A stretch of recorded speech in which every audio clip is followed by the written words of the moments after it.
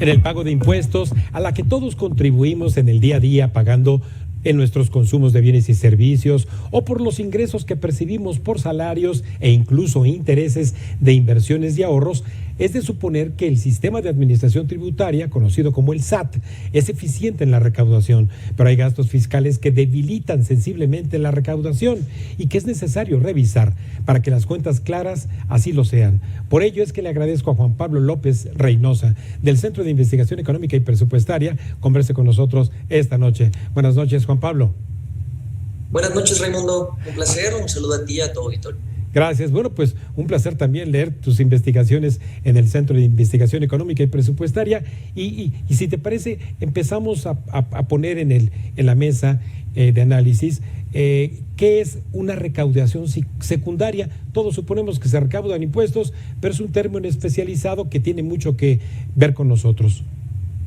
Ok, sí, claro. La recaudación secundaria se ha tomado relevancia porque se tomó la decisión desde la parte ejecutiva de no aumentar impuestos ni aumentar tasas a los ya existentes, pero se ha visto un fortalecimiento en algunos factores de la recaudación. ¿A qué nos referimos por la recaudación secundaria? Que es algo que ha mejorado mucho la recaudación tributaria. Es la recaudación distinta a la que las personas que contribuyen pagan de manera oportuna y voluntaria. Es de que tú puedes hacer tu declaración y el SAT puede identificar alguna omisión o puede identificar alguna cuestión que no esté bien planteada, entonces entraría la recaudación secundaria. Son estos mensajes que la audiencia que nos escuche y que haga sus declaraciones, estos mensajes de se identificó una variación atípica en tu declaración o las fiscalizaciones también entrarían dentro de esta recaudación secundaria. ¿Por qué es importante? Porque justo en 2022 fue el 16.1% de toda la recaudación tributaria. Y también esta ha subido entre 2022 y 2021, subió 9.8% de forma real.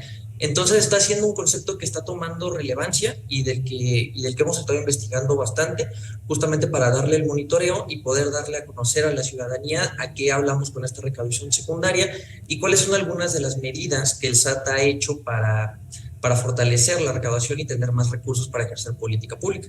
Entonces, si esto tiene que ver con la eficiencia recaudatoria, es cierto, tiene que ver con la eficiencia recaudatoria del SAT, pero también con los retenedores de esos impuestos como son las empresas. Tiene que ver, la parte de eficiencia recaudatoria son 3 programas. Son 3 programas que tiene el SAT para vigilar el cumplimiento oportuno de los y las contribuyentes y evitar la ilusión y la evasión fiscal, que tienen que ver con mandarte los recordatorios de que tienes que pagar, de que tienen que promover, que promueven que pagues los adeudos que tienes de otros ejercicios fiscales, y también uno que es de vigilar las variaciones atípicas que se observan dentro de las declaraciones de los contribuyentes. Pero en ese sentido, esta recaudación secundaria que efectivamente ha tomado relevancia y que ha estado incrementando a través durante los últimos años, se ha visto mermada por algunas cuestiones, que sería lo que conocemos como renuncias recaudatorias, principalmente que hemos observado en el IVA y en el IEPS.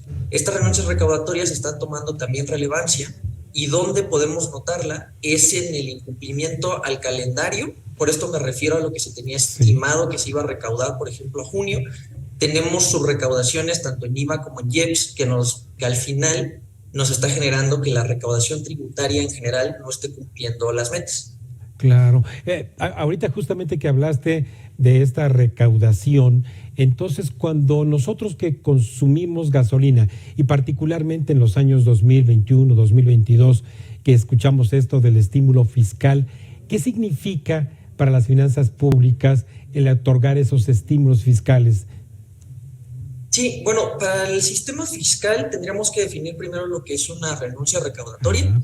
Una renuncia recaudatoria es básicamente, en términos sencillos, es algo que tenían derecho a cobrar, pero decidieron no cobrar por alguna razón.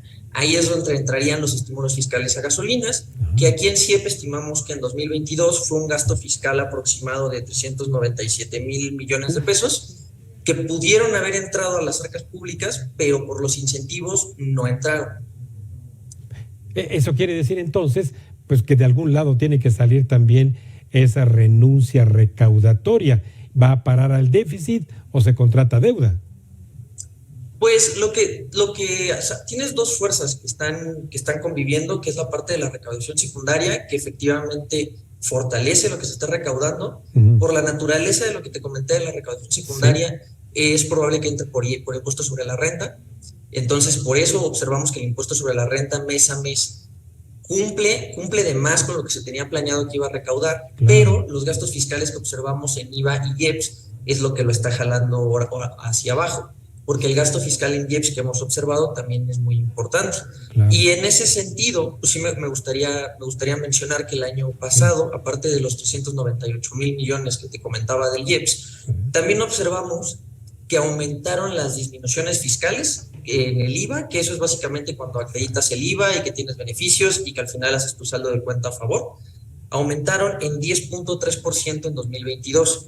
Y recordarán que durante el año pasado, principalmente octubre, noviembre, diciembre, se habló mucho de que el IVA estaba recaudando menos, pero no era por la naturaleza, la recaudación bruta, que sería lo que se contribuyendo de una manera antes de las disminuciones fiscales, eso sí estaba creciendo. Lo que no creció fue la neta, porque aumentaron mucho estos gastos fiscales. Entonces, al final fue un factor más administrativo de la parte fiscal. Sí, Juan Pablo, pero también entonces es una renuncia recaudatoria el hecho de tener, por ejemplo, en el IVA que mencionaste, tasas cero, productos exentos de pagar el IVA, y entonces esto también genera una regresividad, es decir, beneficia más a unos que a otros. Aquí tenemos que hablar de las renuncias recaudatorias que tienen que cumplir algún propósito, por alguna razón existen, tienen que incentivar alguna actividad económica. Por ejemplo, el sector académico y el trabajo de muchas investigadoras estuvo presionando para aplicar tasa cero a los productos de gestión menstrual, que se aprobó para el ejercicio 2022. Esa fue una renuncia recaudatoria que se planteó a través de mucho trabajo académico que se estuvo realizando. Esa sería una. Entonces, pues estas renuncias recaudatorias se tienen que analizar si están cumpliendo su objetivo y saber cuánto nos está costando.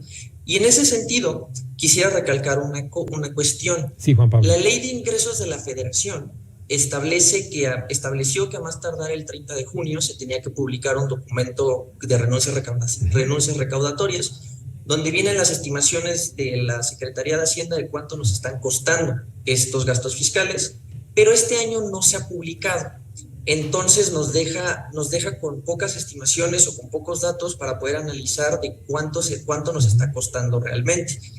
Tenemos estimaciones del 2022. El documento que se publicó el año pasado sí tenía estimaciones para 2023.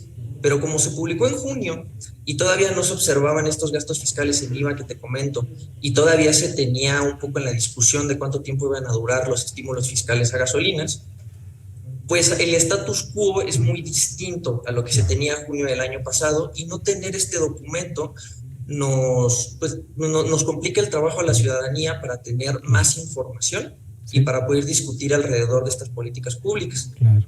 Bueno, pues a través de ti estaremos al pendiente de que pues le echen ganitas ahí en la Secretaría de Hacienda para publicar estas renuncias tributarias, y desde luego siguiéndote en redes, mi querido Juan Pablo. Te agradezco muchísimo porque entramos a un tema poco abordado en las finanzas públicas, pero muy necesario tenerlo en cuentas claras. Muchas gracias, Raimundo. Muy buenas noches, amigo mío. Hasta buenas pronto. Noches. Bueno, pues usted acaba de escuchar en Cuentas Claras lo que son las renuncias recaudatorias y lo que afectan a las finanzas públicas, hasta mientras no se decida llevar a cabo una profunda reforma fiscal. Vamos a un último corte y al regresar, todo lo que usted quiere conocer en Cuentas Claras del tipo de cambio y tasas de interés.